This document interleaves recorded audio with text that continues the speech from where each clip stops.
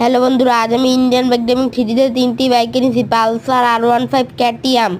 আজ আমি challenging competition করতেছি দেখে আজ এই তিনটি বাইকের ভিতর যে বাইকটি জিতবে সে আজকের উইনার। প্রথমে আমরা পালসার নিলাম, পালসার পেরে গেল।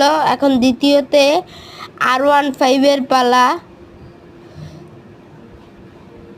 এই যে বন্ধুরা, এখন R15 পালা। R15 কি পারবে নাকি হেরে যাবে তা দেখা যাক। এই যে বন্ধুরা, আমি R15 থেকে পড়ে গেলাম। এখন KTM পালা।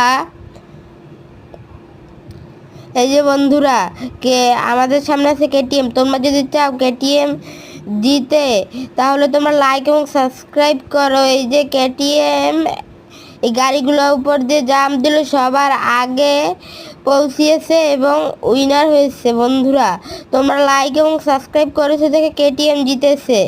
Thank you.